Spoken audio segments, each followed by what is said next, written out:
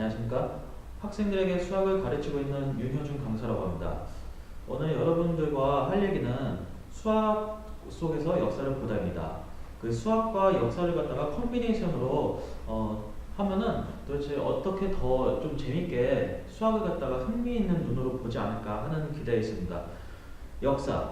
역사는 일단 외울 것도 많고 역사의 흐름도 시대 흐름도 잘 알아야 돼요. 그런데 거기다가 가장 안티가 많은 과목 1인 수학이 이렇게 플러스가 된다면 도대체 그러면 더 재미가 있을지, 아마 오히려 수학의 발달이나 또는 발달 배경을 갖다가 살펴보면은 의외로 좀 더 흥미가 있지 않을까 하는 기대에서 오늘 이 자리를 마련했습니다. 수학의 역사라고 하면은 우리는 이제 몇몇 수학자들의 이름을 아는 정도에서 그칠 거예요. 저도 초등학교, 중학교, 고등학교 이렇게 재수하는 기간까지 포함을 해가지고 한 12년 이상을 수학을 공부했는데, 수학을 공부했지 수학에 발달했던 배경 또는 역사 이런 걸 배웠던 적은 거의 없던 것 같아요.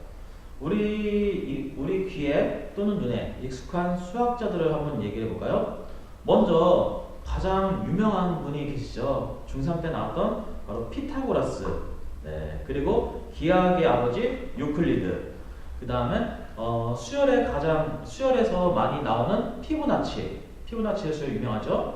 그 다음에 여러 가지 우리가 과학자로 알고 있지만 과학뿐만 아니라 수학에서도 엄청난 성과를 거뒀던 분이 계세요. 바로 뉴턴입니다. 뉴턴. 여러분들 수학자들 이름이 잘 생각이 안 난다면은 여러분들 그 주변에 있는 학원 이름을 한번 생각해 보시면 돼요. 페르마 학원. 네, 바로 페르마가 있죠.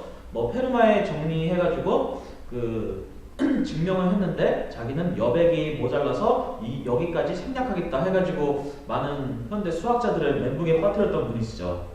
그리고 파스칼, 오일러, 또 이제 수학의 황제라 불리우는 가우스.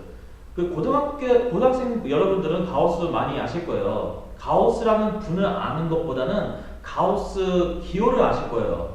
저도 그 가우스 기호 때문에 많이 고생했던 적이 있습니다. 그리고 이제 행렬에서 자주 나오는 케일리 해밀턴 법칙의 케일리 등등 많은 수학자들이 있습니다. 자, 그러면 이분들의 업적을 살펴보기 이전에 수학이 대체 어떻게 시작했는지, 바로 예전에 수학의 시작의 포인트로 한번 가볼 필요가 있습니다. 수학은 먼저 셈으로부터 시작을 한 겁니다. 우리가 이제 농경, 목축을 하기 전에는 수렵과 채집의 생활이었어요. 그러다 보니까 자신이 열매를 몇 개를 땄는지 또는 짐승을 갖다가 몇 마리를 잡았는지 이거를 세는 거에서 시작을 합니다. 먼저는 사람 몸에 달린 손발을 이용해서 셌겠죠. 그러다가 손발이 모자르면은 그 다음에 이제 사물을 갖다가 이용하게 됩니다. 예를 들어서 돌 같은 거죠. 작은 돌은 1개, 2개, 조금 더 큰 거는 10개, 20개, 그 다음에 더 큰 돌은 100개, 이런 식으로 의미를 부여해서 조약돌을 갖다가 이용했을 거예요. 로마인들은 조약돌을 갖다가 깔꿀리라고 불렀다고 합니다. 깔꿀리. 무슨 단어랑 좀 많이 비슷하죠? 네.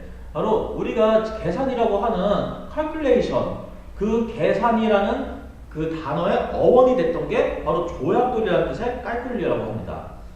그 다음에 이제 셈으로서 이제 수학이 시작했다면 그 다음에 조금 발달을 해서 측량과 기록으로서의 수학이 있습니다. 세계 문명이 모두 강 근처에서 시작한 거 알고 계시죠? 티그리스강, 유프라테스강, 나일강, 인더스강, 중국의 황하강. 네, 이런 강 근처에서 문명이 시작했습니다. 근데 왜 강 근처에서 문명이 시작했을까요? 일단 사람이 살기 좋으니까 그런 거겠죠. 바로 이유는 인간이 수렵과 채집을 이용한 그런 생활에서 이제 농경과 목축으로 이제 생존을 하는 농경과 목축의 시대로 들어선 겁니다. 그러면서 이제 문명이 발달한 거죠. 그러면 이제 농경과 목축이 발달을 하면서 강 근처에서 사람들이 모여 살게 되죠. 모여 살게 되면은 도시가 이제 발달을 하고, 도시가 발달하면 교류가 많아지고, 교류가 많아지면 이제 내 거, 남의 것, 네 거, 내 거와 같은 사유의 개념이 확장을 하게 됩니다. 자, 일단 그 이집트의 나일강 문명을 갖다가 한번 말씀을 드려볼게요. 이집트. 이집트 하면은 바로 나일강 성물이라는 게 있습니다. 이집트에는. 뭐냐면은 그 나일강의 성물이라는 게 이집트는 6월달마다 홍수가 일어나요. 홍수가 일어나는데 그 이집트의 상류 쪽에는 굉장히 토지가 비옥하다고 합니다. 아주 그 농사가 잘 되는 그런 비옥한 토지를 갖고 있는데 홍수로 인해서 이 비옥한 토지의 영양분들이 하류까지 범람을 하는 거예요. 그런데 범람을 하게 되면은 토지가 소실을 하게 되죠. 네, 토지가 소실을 하게 되고 그 다음에 경작을 못하게 됩니다. 그럼 일단 먹고 살 게 없으니까 정부로서는 그 당시에 뭐 정부가 있진 않았겠죠. 뭐 지도자가 있긴 하지만 근데 정부가 지원을 하게 되고 또는 세금을 갖다가 깎아줘야 되는 역할을 하게 돼야 돼요. 그래서 그 당시에 이집트의 관리로서 채용하는 그 시험에는요 유실된 그 토지의 면적을 계산하는 문제가 있었다고 합니다. 자, 측량이라고 했는데요. 측량 영어로는 지오메트라고 합니다. 여기서의 지오라는 것은 땅을 말하는 것이고 그 다음에 메트리 바로 측량을 얘기하는 것이죠. 이집트 하면은 뭐가 떠오르세요? 네, 이집트 하면은 바로 피라미드가 떠오르죠. 자, 이 피라미드가 무려 기원전 1000년 전에 나온 것입니다. 네, 참 대단하죠. 그 1000년 전에 그 거대한 건축물을 어떻게 만들어낼 수 있는지 참 정말 원더풀한 상황이 아닐 수 없습니다. 자, 근데 이렇게 대단했던 이집트 문명이 왜 실패를 했을까요? 수학은 셈으로부터 시작을 했다고 했죠. 자, 그러면 셈, 기록, 측정 이런 것들은 써야 합니다. 머리로 기억하는 것은 한계가 있어요. 그래서 이집트에서는 파피루스라는 식물의 껍질에다가 그러니까 지금으로 따지면 종이를 대체한 거겠죠. 네, 거기다가 기록으로 남겼다고 합니다. 참고로 메소포타미아에서는 점토판을 이용을 했다고 해요. 점토판에다가 쐐기 문자로 이렇게 찍어가지고 상형 문자로 기록을 했다고 합니다.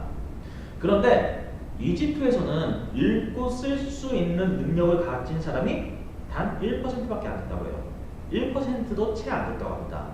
나머지 99% 이상은 문맹이라는 얘기였죠. 오직하면은 그 99%의 대다수의 사람들은 파피루스를 보는 것조차 금지가 됐다고 합니다. 그러면 바로 이것은 1%도 안 되는 사람들이 문자를 이용해서 통치를 하게 되는 거죠. 세금을 계산하고 측정을 하고 그리고 계산하고 측정하는 것, 이 모든 것을 수학으로서 이용을 해서 통치를 했던 거죠. 그런데 이 이집트를 로마가 이제 지배를 하게 됩니다.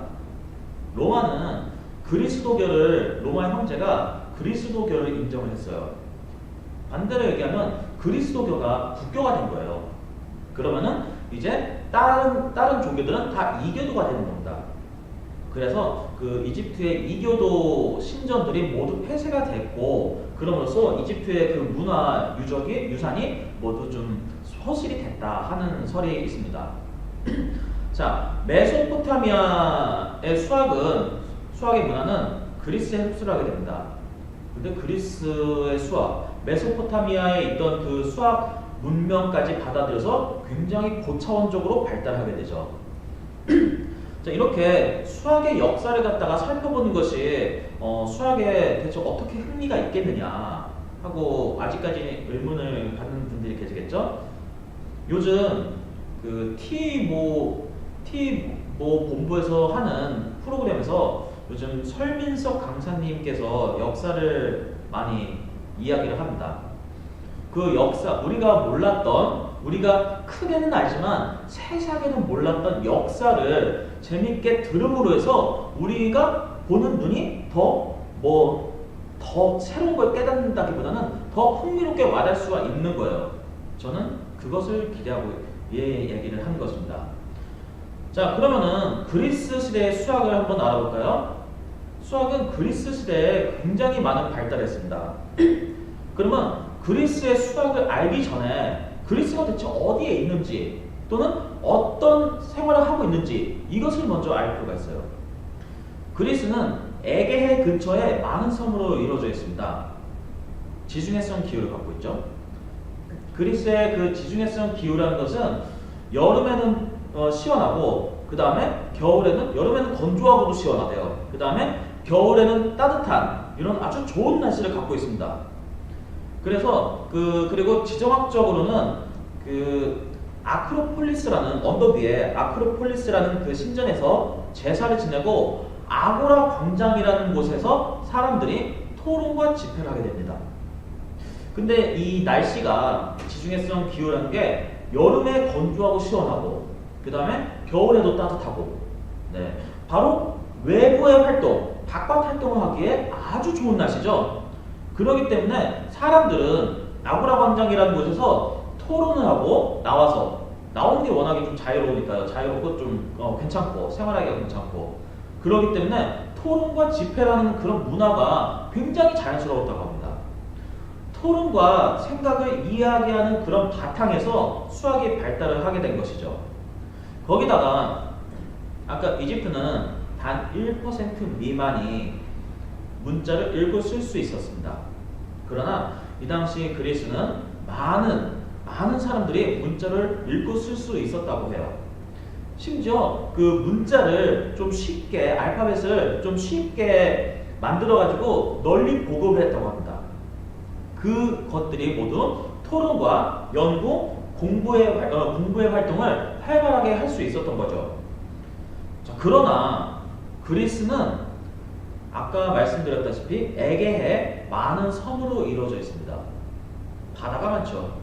바다가 많고 그리고 그 국토의 약 20%만이 경작이 가능하다고 합니다. 그러니까 먹을 것은 많이 없었어요. 그러니까 이들은 바다로 시선을 돌리게 됩니다. 바다로 시선을 돌려서 해상무역을 하게 되고 또는 식민지를 만들게 됩니다. 그러다 보니까 자연스럽게 노예가 굉장히 많았다고 해요. 그리스 시대는 노예가 굉장히 많았습니다. 근데 이 노예가 지금 우리가 생각하는 그렇게 학대받고 하는 그런 노예가 아니에요. 그냥 일하는 근로자의 개념이라고 생각을 하면 될 거예요. 근데 이 노예들은 대부분 이제 육체 노동이 많겠죠. 육체 노동이 많은데 심지어는 계산만 하는 노예도 있었다고 해요. 계산만. 그러면 이 당시에 노예들이 수학을 했었냐? 그건 아닙니다. 수학을 했다고 볼 수는 없어요. 계산을 했다고 했지 수학을 했다고 하지 않았습니다. 그리스 시대의 수학은 오직 논리적인 추론, 그 다음에 증명, 그 다음에 연역적 사고의 추론이었어요. 그럼으로써 기하학이 발달한 것이고요. 이런 것들이 수학이었지 단순 계산은 수학이 아니었습니다. 그래서 오죽하면은 이 모든 것들을 계산만 하는 노예도 따로 있었겠습니까? 그래서 그들한테 맡긴 거죠. 그리고 이제 그리스의 문화가 학문이 발달했던 그런 이유 중에 하나는 아마 이 많은 일들을 해주는 노예의 역할도 굉장히 컸다고 생각을 합니다. 그러니까 노예들이 이 다른 육체 노동이든 계산이든 이런 걸 대신 해주기 때문에 정작 그리스 사람들은 토론과 집회 또는 많은 생각들을 교류하면서 그렇게 엄청나게 그 찬란한 문화를 일으켰다고 생각을 합니다. 그리스 시대의 수학자들 혹은 이제 학사들에 대해서 한번 얘기를 해볼까요? 그 초등학교 때 가면은 뭐 내항의 곱과 외항의 곱은 같다 하는 바로 비례식이라는 게 있습니다. 가장 기본적인 것인데 또 가장 또 잘 잊혀지기도 하는 그런 부분이기도 해요. 비례식. 그리고 닮은관계 아시죠? 닮은관계. 이것도 뭐 중학교 과정에 기본적으로 처음으로 나오긴 하는 건데 닮은관계. 두 도형이 있으면은 한 도형을 확대 또는 축소를 해서 이 도형과 합동이 됐을 때 이 두 도형을 닮은 관계라고 얘기를 하죠. 뭐 크게 닮음의 조건은 뭐 SAS 닮음, ASA 닮음, AA 닮음 뭐 이렇게 있죠. 그런데 이 닮음이 우리 수능을 볼 때는 급수의 문제로 많이 나와요. 급수의 문제. 모든 이 색깔칠하는 그 넓이의 모든 것을 합칠 때 그 넓이가 몇이냐 뭐 이런 식으로. 아마 그 수학 수능에서 한 19번 문제에서 가장 많이 나오는 걸로 기억을 합니다. 자, 그런 것을 갖다 연구했던 분이 계세요. 바로 탈레스입니다. 탈레스. 탈레스는요, 그 그림자 길이를 재가지고 피라미드의 높이까지 알아냈다고 합니다. 그리고 우리가 수학자 하면은 가장 유명한 분일 거예요.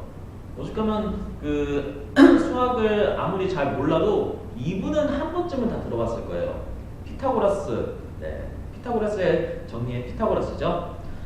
근데 피타고라스의 정리라는 게 이 직각삼각형에서 뭐 짧은 변 두 개의 제곱의 합은 긴 변의 제곱과 같다. a제곱 더하기 b제곱은 c제곱이다. 바로 이런 공식입니다. 그런데 그 공식이 이미 피타고라스 이전에 기원전 1800년에 알고 있었어요. 그리스 사람들 다 알고 있었습니다. 다라면 좀 그렇겠지만 대부분은 알고 있었어요. 그런데 이것을 왜 피타고라스의 정리라고 했냐? 피타고라스 이분께서 처음으로 증명을 하셨기 때문입니다. 그리스 시대의 수학은 철저하게 증명과 추론의 수학입니다. 그렇기 때문에 이것을 피타고라스의 정리라고 이름을 붙인 거죠. 이 피타고라스는 정말 모든 만물의 근원은 수라고 믿었던 분입니다. 그리고 이 당시에 피타고라스 학파라는 게 있었어요. 이 피타고라스의 학파에서는 피타고라스는 거의 신입니다. 거의 신대적으로 봤죠. 우리나라 뭐 요즘 아이돌 그 이상입니다. 그런데 이 피타고라스의 학파에 들어가기 위해서는 조건이 있었다고 합니다. 자신의 전 재산을 모두 헌납하고 그 다음에 연구를 해요. 수학을 연구를 한 다음에 그 업적은 모두 피타고라스님께. 그런데도 못 들어가서 안달인 분들이 많이 있었다고 합니다. 자, 근데 이 피타고라스의 정리에서 a제곱 더하기 b제곱은 c제곱이다. 이게 바로 피타고라스의 정리 공식이죠. 근데 a와 b에다가 각각 1을 갖다가 한번 대입을 해볼까요? 1의 제곱 더하기 1의 제곱은 c의 제곱, 1의 제곱 더하기 1의 제곱은 2. 바로 2가 c의 제곱이 됩니다. 결국은 이 c의 값은 2는 어떤 수의 제곱이에요? 루트 2의 제곱이죠? 네. 그래서 c의 값은 그 빗변의 값은 루트 2다. 이렇게 말을 하면은 쥐도 새도 모르게 사라졌다고 합니다. 쥐도 새도 모르게 목숨을 끊는 거죠. 그 이유는 이 당시에는 그리스 시대는 자연수 이외의 수는 인정하지 않았다고 합니다. 그러니까 이런 제곱근, 루트의 개념이 없던 거죠. 이 당시에는 무리수의 개념 자체가 없었습니다. 그리고 무리수라는 것을 인정하지 않았던 거고요. 자연수라는 것만 인정을 하게 했습니다. 그리고 뭐 재미있는 점은 이 당시에는 그리스 시대는 모든 활동의 주체는 남성들이었습니다. 선거도 남자만, 그리고 올림픽도 남자들만. 근데 이 피타고라스는 자신의 부인, 자신의 딸에게 집에서 수학을 가르쳤다고 해요. 네, 의외의 페미니스트적인 모습을 많이 보이고 있죠. 자, 그 다음에 소크라테스 많이 아시죠? 네, 소크라테스의 제자이자 또는 우주를 이루는 물질은 모두 정당한 채로 이루어져 있다고 주장한 분이 계십니다. 바로 플라톤입니다. 플라톤. 정말 철학적으로만 알고 계셨죠? 네, 저도 이것을 연구하기 전까지는 그랬습니다. 그러나 이 플라톤은 수학에도 지대한 공을 세웠어요. 그러나 이분은 수학의 저서가 아무것도 없습니다. 수학책을 아무것도 안 내셨어요. 그래서 한간에는 플라톤에게 수학은 철학을 연구하기 위한 도구로서 사용했을 뿐이라는 얘기도 많이 나옵니다. 자, 그 다음에 원주율. 우리 흔히 파이라고 얘기를 하죠. 이 원주율, 파이 때문에 초등학교 때 굉장히 고생을 많이 했던 기억이 나요.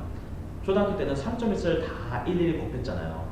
그래서 이제 곱하기 점점 지쳐갈 때쯤 중학교에 올라오니까 이게 싹 파이로 바뀌죠. 자, 그 원주율을 발견한 분입니다. 이분은 재미있는 일화가 있어요. 그 왕관의 순금이 얼마나 가득 차 있나, 제대로 넣었나 이것을 알아보라고 했는데 그것을 고민하다가 목욕탕에서 몸을 이렇게 누이고 있는데 물이 넘치는 걸 보고 부력의 원리를 깨닫는 동시에 유레카라고 외치면서 뛰어나갔다는 일화 굉장히 유명하죠? 심지어 이분이 얘기했던 그 유레카 학원 이름도 많이 있습니다. 뭐 유레카 학원, 유레카 수학 학원 뭐 이렇게 바로 아르키메데스죠. 이분이 굉장히 큰 업적 중에 하나가 원주율을 발견한 것입니다. 근데 이분이 원주율을 발견하기 위해서 부심육각형을 일일이 다 그렸다고 해요. 정부심육각형. 정부심육각형은 거의 원입니다. 네, 거의 원이에요. 자, 이렇게 장인정신을 이용해서 원주율을 발견하신 분입니다. 이 원주율, 우리가 지금 현재 파이라고 얘기하고 있는 이 원주율 3.141592 뭐 어쩌고저쩌고 뒤에 이렇게 나오는, 자, 이거 이미 기원전 1000년 전에 알고 있던 거예요. 대단하죠? 자, 그 다음에 유클리드 하면은 자연스럽게 연관 검색으로 나오는 게 기하학입니다. 이분은 기하학을 직대성하신 분이에요. 그래서 기하학 하면은 현대까지도 그냥 유클리드의 기하학을 갖다가 얘기하고 있습니다. 이렇게 뭐 이제 여기까지만 얘기했지만 수많은 그 수학자들이 글을 쓸 때 정말 많은 문명을 발달시켰습니다. 그런데 이제 중세시대로 한번 넘어가 볼까요? 중세시대에는요, 사실 학문의 암흑기입니다. 학문의 암흑기예요. 로마에게 1000년 이상 지배를 받습니다. 중세시대 많은 유럽의 국가들이. 근데 그 로마는 건축이나 미술은 굉장히 발달을 했어요. 건축이나 미술은 굉장히 큰 발달을 했습니다. 그러나 학문 쪽에서는 조금 그거에 못 미쳤어요. 그러니까 자연스럽게 중세시대의 수학의 발달은 그렇게 많이 얘기할 것이 없습니다. 더불어서 제가 얘기할 것도 많이 없겠죠. 그나마 좀 위안을 한번 삼아볼까요? 네. 위안을 삼는 것은 인도에서 최초로 0이라는 것이 발견됐습니다. 그 우리 뭐 여러 가지 발견, 뭐 위대한 발견이 있습니다. 뭐 퀴리브의 라딘 발견, 뭐 이런 여러 가지 발견이 있습니다. 하지만 많은 학자들이 우리 인류의 최대의 발견은 0의 발견이다. 이 0이 우리의 문명을 굉장히 한 단계 업그레이드시켰다. 이렇게도 얘기합니다. 바로 인도에서 0이라는 것을 발견했습니다. 그리고 또 근해 공식을 발견합니다. 여러분들 뭐 2차 방정식 공부할 때 근해 공식 아시죠? 2a분의 마이너스 b 플러스 마이너스 루트 b제곱 마이너스 4ac. 그리고 여기서 뭐 근과 계수와의 관계 공식도 유추가 되고, 그 다음에 그 루트 안에 있는 b제곱 마이너스 4ac 판별식의 공식도 같이 접목이 되는 것이죠. 바로 그 근해 공식이 이 시대에 나옵니다. 그리고 뭐 피보나치 수열 등등, 네, 이렇게 많은 이렇게 나옵니다. 그러나 중세는 이게 끝이에요. 중세는 더 이상 그렇게 발달하지 않습니다. 그래서 수학은 그리스 시대와 근세 시대가 제일 발달한 시기입니다. 근대 수학은 르네상스 이후에 학문이 아주 엄청나게 부흥을 합니다. 학문이 아주 엄청나게 부흥을 해요. 이때는 르네상스 시대는 그 전까지는 우리 모든 삶의 중심은 신이었습니다. 그러나 이때 근대부터는 우리 인간이 중심이 되는 거죠. 종교보다는 인본주의가 더 우선시되는 시대입니다. 이때가 바로 그 신에서 사람의 삶이 신에서 인간으로 바뀌는 바로 터닝 포인트가 되는 거죠. 이때 바로 미적분과 확률이 탄생하게 됩니다. 이 당시에 또 수학자로는 뭐 수학자는 아니었어요. 이분이 처음부터 그 카르다노라는 분이 계세요. 이분은 도박을 굉장히 좋아했답니다. 도박을 너무나도 좋아한 나머지 그 주사위를 던져서 나오는 이것을 가지고 연구를 해서 확률론이라는 것을 만들었어요. 확률론. 도박을 이용해서 도박을 너무 좋아한 나머지 확률이라는 것을 만들었다고 합니다. 그런데 그 당시에도 도박을 해서 뭐 자기가 이렇게 이득을 볼 수 있는 확률 연구를 해보니까 확률이 적었다고 합니다. 예나 지금이나 도박은 그렇게 좋은 건 아닌 것 같아요. 네, 하지 말아야 될 것이고요. 특히나 불법 도박은 그렇죠. 그 다음에 이 당시에 3차 방정식과 또는 이제 근해 공식 이런 것들이 나옵니다. 그 다음에 그 네이파이라는 분이 계세요. 네이피어. 네, 네이피어라는 분이 계십니다. 이분은 로그를 발명하셨어요. 로그. 그 우리 그냥 일반 로그, 상용 로그 뭐 그거랑 그 다음에 자연계 쪽은 LN이라고 불리는 바로 자연 로그라는 게 있죠. 미치 10인 일반 상용 로그, 그 다음에 미치 알파벳 2인 일반 저기 자연 로그 이런 것들이 있습니다. 이것들은 또 천문학에 굉장히 큰 도움을 줬어요. 그 다음에 제가 대학교 1학년 때 철학과 인간이라는 것을 배웠던 적이 있습니다. 굉장히 좀 머리가 아팠죠. 근데 그 방법소설의 저자이십니다. 굉장히 위대한 철학자이십니다. 데카르트가 있습니다. 근데 이 데카르트는 철학뿐만이 아니라 수학에도 아주 엄청난 공을 세우셨어요. 이분은 기하학과 대수학을 결합시켰습니다. 그래서 많은 공식들을 만들어내서 지금도 많은 그 수험생들의 공공의 적이 돼 있죠. 국어에서는 뭐 송강정철 같은 그런 존재가 아닐까 생각이 됩니다. 이분은 최초로 평면 좌표를 만들어냈었어요.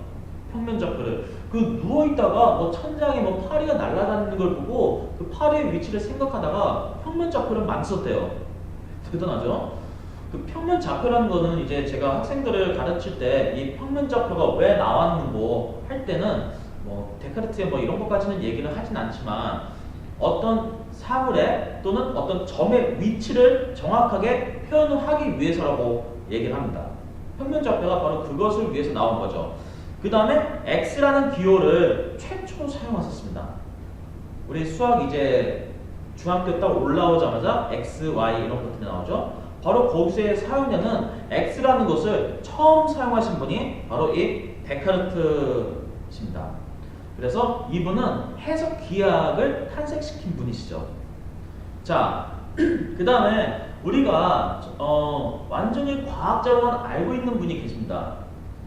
요즘 사과하면은 뭐 다른 뭐 어떤 뭐 핸드폰이나 뭐 저기 컴퓨터 이런 것들이 생각나시죠? 근데 이 당시에 사과하면 이분이 아마 생각나실 겁니다.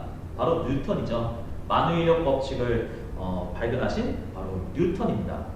이분은 운동 법칙 같은 것들, 뭐 물리학적인 것들을 다 발견했어요. 그 다음에 이분은 수학에서도 미적분학을 또 발견하십니다. 미적분학. 그리고 과학에서 다시 광학이나 망원경들도 발명을 하세요. 그래서 그 천문학, 물리학, 수학 모든 많은 분야에 굉장히 지대한 공을 이룬 분입니다. 네, 뉴턴. 우리 그 위인전 사면은 기본으로 계신 분이죠, 뉴턴. 그리고 운동량의 그 법칙에서 그 뉴턴이라는 단위도 있고요. 근데 이 미적분학에서 약간 좀 재밌는 일이 있었어요. 뉴턴이 분명히 미적분학을 연구를 했어요. 그리고 연구를 했습니다. 그런데 그 후에 독일의 라이프니츠가 미적분학을 발표를 한 거예요. 그러니까 뉴턴 측에서는 아니다, 이거는 우리가 먼저 한 거다. 왜 니들이 먼저 한다고 발표를 하냐. 그래서 졸제 독일의 라이프니츠, 영국의 뉴턴, 독일 대 영국의 대결이 펼쳐진 거예요. 누가 먼저 했냐. 결국은 최근에 그 공동 발견한 것으로 결론을 내렸다고 합니다. 자, 미적분, 특히 이 미분은 과속 단속이나 또는 주가 변동 이런 거에도 영향을 끼치고 바로 거기에도 적용을 하는 게 바로 미분입니다. 의외로 우리 생활에 밀접하게 관련이 돼 있는 것입니다. 우리가 뭐 흔히 알지는 못하겠지만요. 자, 현대수학은 이미 그 그리스 시대와 그 다음에 근세 시대에 많은 발달을 이뤘고요. 현대수학은 그렇게 크게 와닿진 않습니다. 왜냐면 현대수학은 대수학의 추상적바 그쪽이 좀 더 포인트를 잡기 때문이죠. 그래서 현대수학의 그 수학자들 이름을 보면은 칸토어, 푸앙카에, 러셀, 힐버트, 폴리아 많이 들어보시지 못하셨죠? 네, 바로 이분들은 대학에 수학을 전공하는 분들만이 한 번쯤은 들어보실 겁니다. 그러니까 고교 과정까지는 많이 들어보지를 못해요. 자, 수학은 생각의 힘, 사고의 확장성을 길러주는 과목입니다. 스스로 생각하고 고민했던 일에 집중했던 분들의 업적이 우리 생활에 적용을 하는 거죠. 예를 들면은 통계로서 선거 결과를 예측할 수도 있고요. 사고 확률을 줄일 수도 있습니다. 그리고 기하학으로 건축에도 적용을 시킬 수가 있고요. 우리가 모르는 사이에 계속 발달한 수학의 역사를 살펴본다면 우리가 수학을 보는 눈이 좀 더 흥미로 가득 차지 않을까 하는 기대를 해봅니다. 자, 오늘은 여기까지 하겠습니다. 들어주셔서 감사합니다.